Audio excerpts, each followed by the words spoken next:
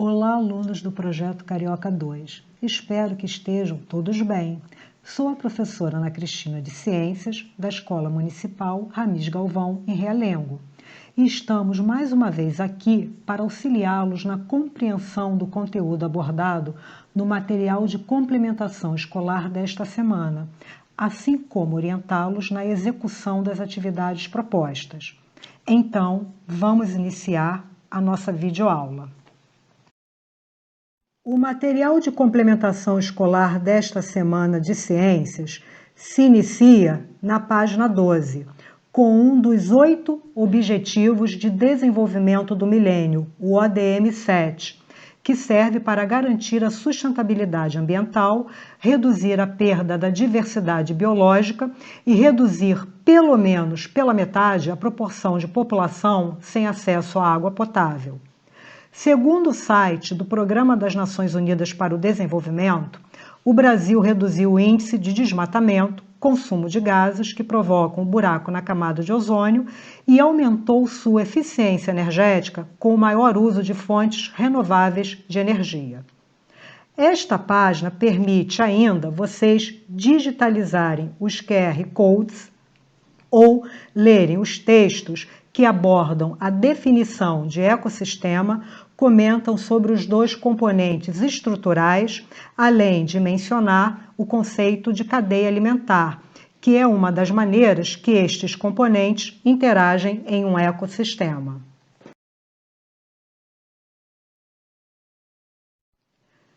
E você, saberia definir ecossistema? Mas antes, vamos recordar alguns conceitos.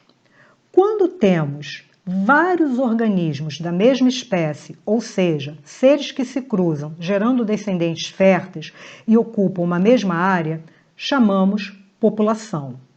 Ao conjunto de várias populações diferentes que interagem entre si no mesmo habitat, damos o nome de comunidade. E ao conjunto de comunidades, denominamos ecossistema.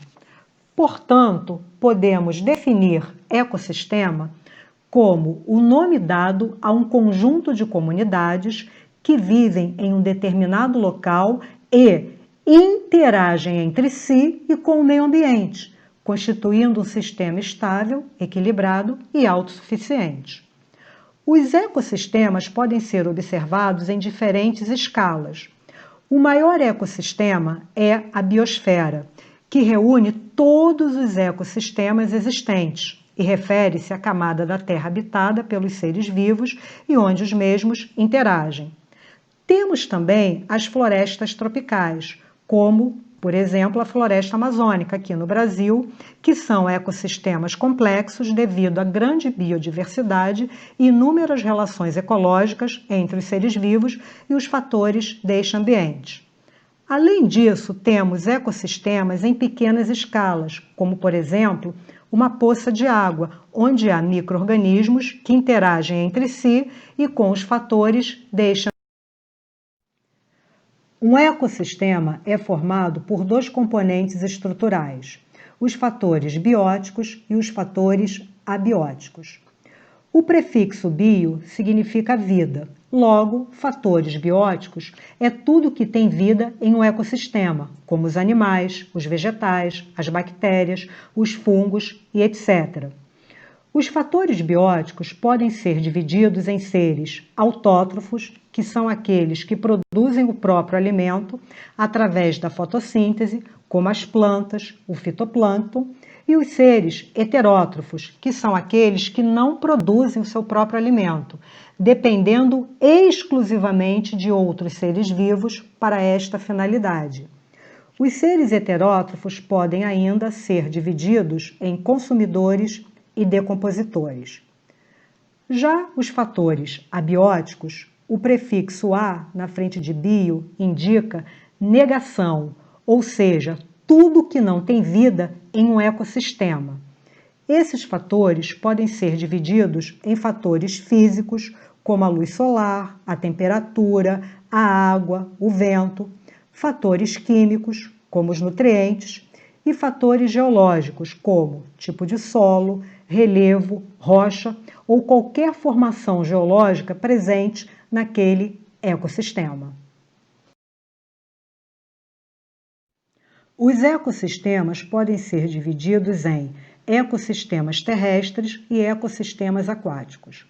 No caso dos ecossistemas terrestres, são porções de terras habitadas por um conjunto de seres vivos que interagem com as características ambientais próprias da região. Portanto, podemos dizer que são conjuntos naturais que formam os biomas da Terra. Os principais tipos de ecossistemas terrestres são as florestas, os desertos, as pradarias, as savanas. No Brasil, temos alguns exemplos de ecossistemas terrestres, como a Mata das Araucárias, que ocorre na região sul do país, principalmente Paraná e Santa Catarina, estendendo-se até São Paulo e Rio Grande do Sul. Faz parte do bioma Mata Atlântica, com chuvas distribuídas ao longo do ano e duas estações bem definidas: inverno com baixas temperaturas e o verão com temperaturas moderadas. O nome deste ecossistema se deve à predominância de uma planta chamada araucária, também conhecida como pinheiro do Paraná, na qual se desenvolvem pinhões. Por isso, em tempos passados, apresentava certa variedade de espécies de aves devido à procura pelos pinhões. Foi também grande a utilização de madeira do pinheiro do Paraná para a produção de móveis. Este fato fez com que a Mata das Araucárias sofresse uma drástica redução, restando menos de 2% do que havia originalmente. Um outro exemplo de ecossistema terrestre brasileiro é a Mata dos Cocais, que ocorre em áreas do Maranhão, Piauí, Rio Grande do Norte e norte de Tocantins. É a transição entre os biomas floresta amazônica, cerrado e caatinga. Há predominância de coqueiros ou palmeiras. Outras espécies podem ser encontradas, como a carnaúba, o babaçu e o açaí. No caso da carnaúba, ela tem grande importância para os moradores da área, uma vez que seus frutos são comestíveis, a madeira usada na fabricação de casas, as folhas na produção de chapéus, cordas, cestos. A cera é usada para polir pisos, móveis, couro. Entra também na composição de algumas tintas e até na fabricação de chips de computador. Já os ecossistemas aquáticos incluem os ecossistemas marinhos, representados pelos mares e oceanos, os quais cobrem 71% da superfície terrestre, e os ecossistemas de água doce, representados pelos rios, lagos, lagoas, reservatórios subterrâneos e etc. No Brasil, temos alguns exemplos de ecossistemas aquáticos, como as restingas, que são formadas por vegetação que vive sob a influência direta do mar, exposta a respingos de água salgada e à elevada salinidade do solo. As restingas brasileiras não formam um ecossistema único, mas diversos ecossistemas, apresentando variações na biodiversidade em cada região. No litoral, sofrem grande devastação devido ao interesse na construção de imóveis à beira-mar. Um outro ecossistema aquático encontrado no Brasil são os manguezais, que na verdade é um ecossistema costeiro de transição entre o bioma terrestre e marinho. No Brasil, ele se distribui pela região litorânea, desde o Amapá até Santa Catarina, constituindo uma das maiores extensões de manguezais do mundo. Os manguezais têm várias importâncias, como, por exemplo, serem exportadores de matéria orgânica para os estuários, contribuindo para a produtividade primária na zona costeira. Apresentam alta biodiversidade, pois suas áreas se constituem berçários naturais, tanto para espécies típicas como para aves, peixes, moluscos e crustáceos que encontram condições ideais para reprodução, eclosão, criadouro e abrigo. Também são importantes para a prática da pesca, uma vez que produzem mais do que 70% do alimento que o homem captura no mar, sendo importante para a subsistência das comunidades pesqueiras que vivem em seu entorno. As madeiras dos manguezais são utilizadas na construção de moradias, jangadas, lenhas para cozinhar alimentos, e as raízes do mangue são importantes bancos genéticos para a recuperação de áreas degradadas, como aquelas por metais pesados.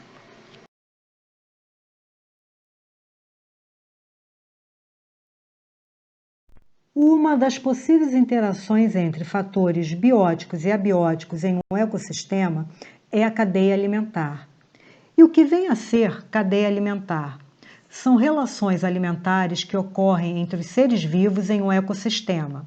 É caracterizada como uma cadeia alimentar quando o organismo é alimento de apenas um outro ser vivo, havendo transferência de matéria e energia unidirecionais. É importante ressaltar que o sentido das setas em uma cadeia alimentar indica o sentido do fluxo de matéria orgânica e energia, ou seja, do animal que é consumido em direção àquele que o consumiu.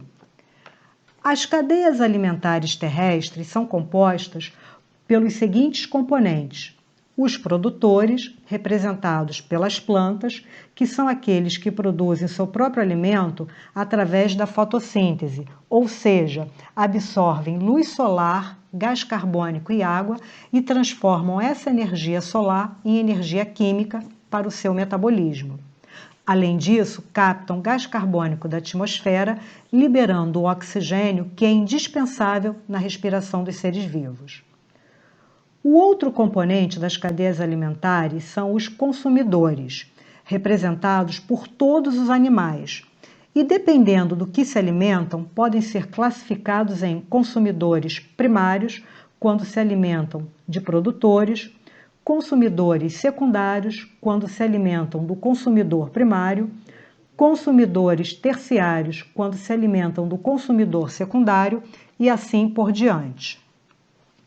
Os consumidores primários também podem ser chamados de herbívoros, enquanto os consumidores secundário, terciário e assim por diante podem ser chamados de carnívoros, por só comerem carne, mas também podem ser chamados de onívoros, por comerem tanto carne como vegetal, é o caso da espécie humana. Também podem ser chamados de detritívoros, por comerem restos orgânicos, como o caso de moscas e urubus.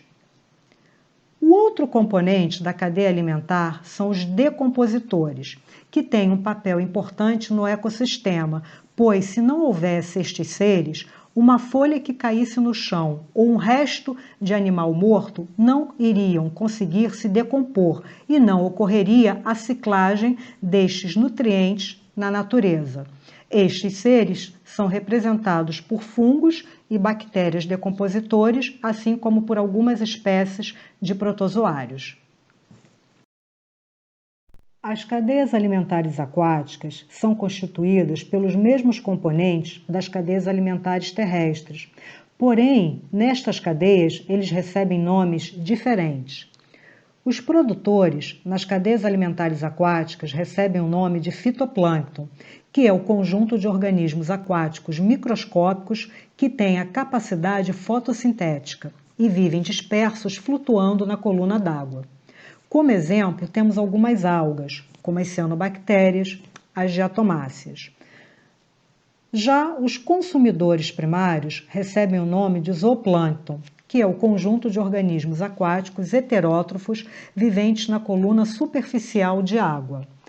Apesar de se dizer que tem pouca capacidade de locomoção, grande parte tem a capacidade de realizar migrações verticais na coluna da água, alterando a sua densidade relativamente à da água. Isto permite que eles escapem dos predadores ou que eles aproveitem as correntes de fundo para se deslocarem para regiões onde as condições ambientais lhes são mais favoráveis. Como exemplos de zooplâncton, temos alguns protozoários, pequenos crustáceos, moluscos, larvas de diferentes animais e peixes.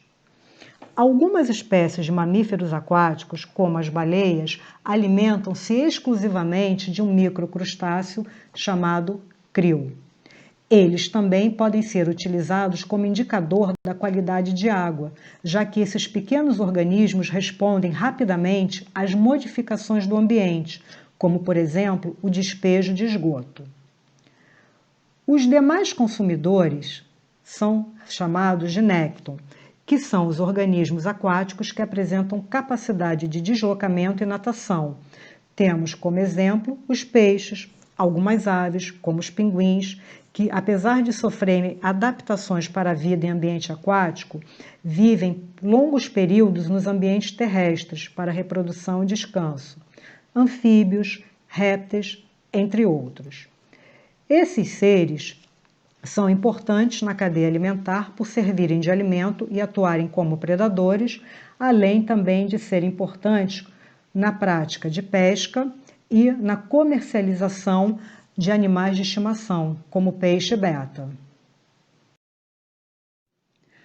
Cada organismo ocupa um nível trófico diferente na cadeia alimentar.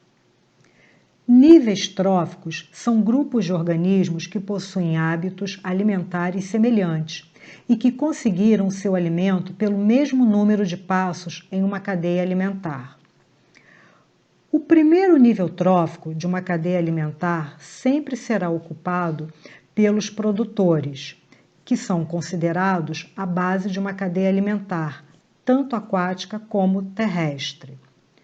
Já o segundo nível trófico será ocupado pelos consumidores primários, que são aqueles que se alimentam dos produtores.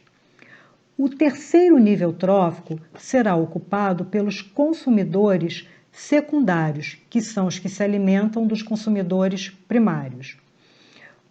O quarto nível trófico será ocupado pelos consumidores terciários, que se alimentam dos consumidores secundários, e assim sucessivamente.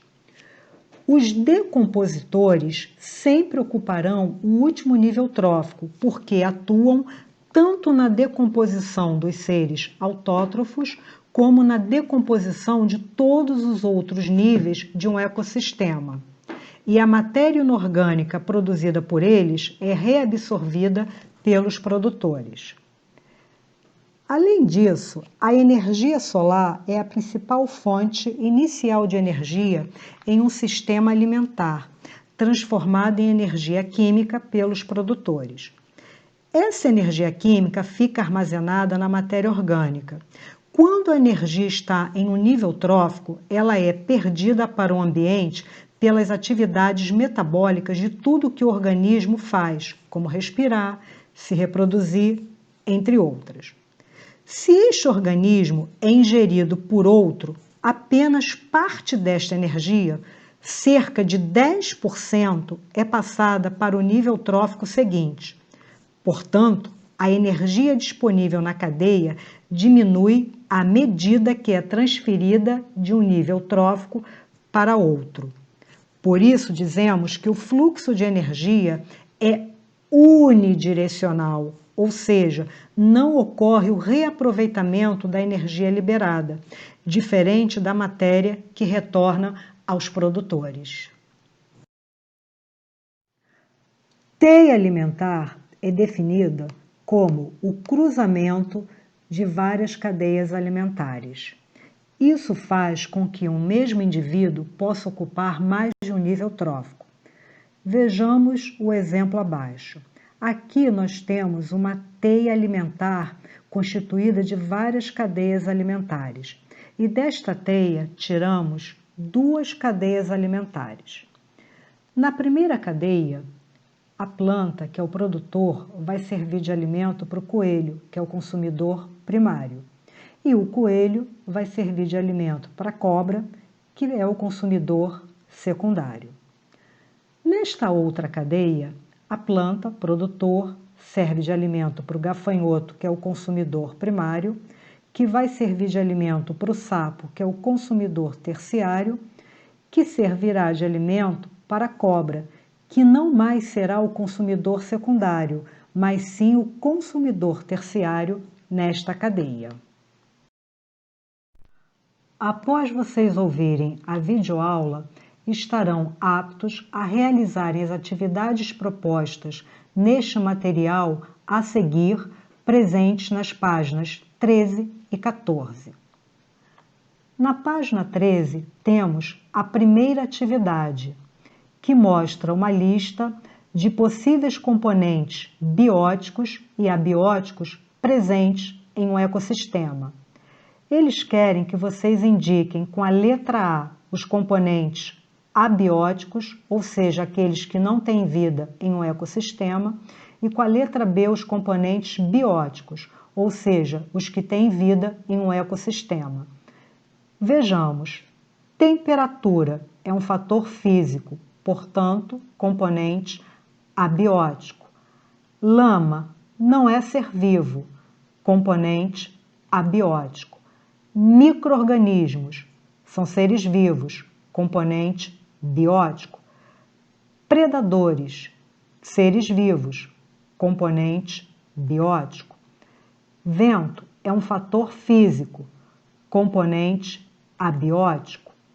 Água, fator físico, componente abiótico.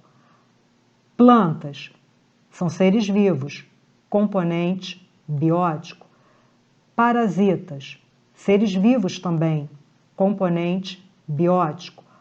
Rochas, fator geológico, componente abiótico. Luz, fator físico, componente abiótico.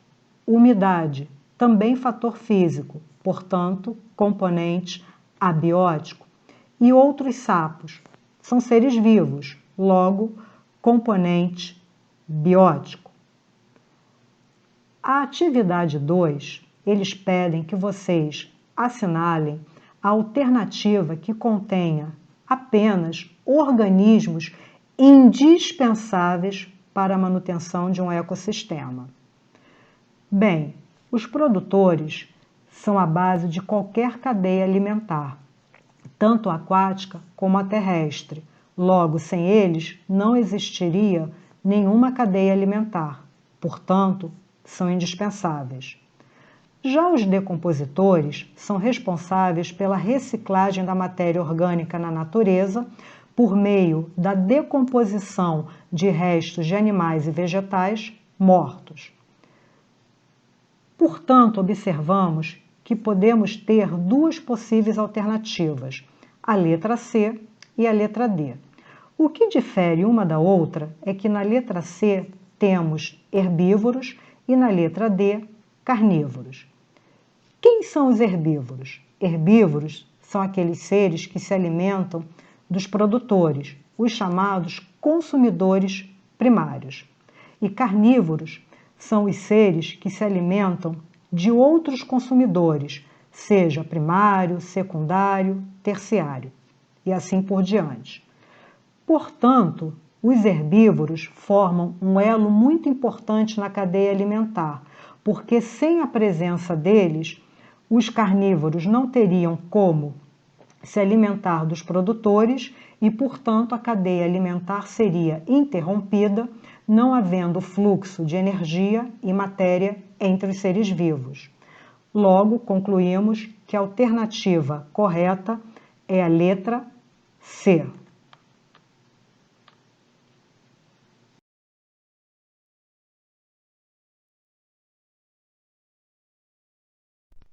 Ainda na página 13, temos a terceira atividade, que mostra uma notícia que foi veiculada através de um jornal da Amazônia. Sorrateira, onça ataca cachorro em quintal de fazenda. Nesta notícia, nós podemos encontrar dois consumidores, a onça e o cachorro. Eles querem que vocês classifiquem esses dois consumidores. Temos que ter em mente que o cão é carnívoro, logo posicionado acima dos herbívoros em uma cadeia alimentar e, portanto, considerado consumidor secundário. Como mostrado na notícia, a onça se alimentou do cão, portanto, ela passa a ser um consumidor. Já na página 14, temos a atividade 4. em que eles pedem que vocês assinalem a alternativa correta que classifica o fungo, a coruja e a preá de acordo com o papel que esses organismos desempenham em uma cadeia alimentar. Em uma cadeia alimentar, os fungos assumem o papel de decompositores. Já as corujas se alimentam de outros animais, podendo assumir o papel de consumidores secundários. E a preá é um consumidor primário, ou seja, é um ser vivo que se alimenta de produtores. Portanto, a alternativa correta é a letra C. A quinta atividade pede que vocês marquem a alternativa que define o que é um ecossistema. Bem, sabemos que o ecossistema compreende as relações entre os seus fatores bióticos e abióticos. Portanto, a alternativa correta é a letra B. Ainda na página 14, temos a sexta atividade, que quer saber qual a função do fitoplâncton nos ecossistemas aquáticos. Lembre-se que o fitoplâncton representa os seres fotossintetizantes, ou seja, aqueles que produzem o seu próprio alimento, sendo, portanto, a base das cadeias alimentares aquáticas e desempenhando o papel de produtores. Portanto, a alternativa correta é a letra A. A sétima atividade pede que vocês façam uma pesquisa na internet e selecionem um artigo sobre meio ambiente. Posteriormente, em seus cadernos, vocês deverão colocar o título do artigo selecionado e elaborar um pequeno resumo que aborde o que você entendeu sobre a reportagem. Esta atividade exige uma resposta pessoal.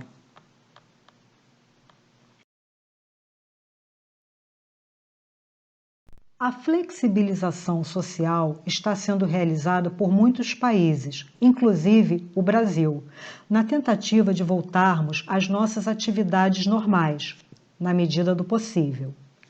Contudo, não significa que estamos livres da Covid-19, até porque, em vários lugares em que ela ocorreu, houve um aumento do número de pessoas infectadas pelo coronavírus.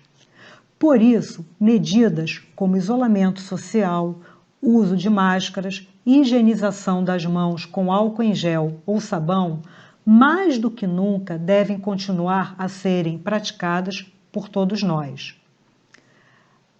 Responsabilidade social é a bandeira que devemos levantar para combatermos o coronavírus. E com isso me despeço de vocês e até a próxima videoaula.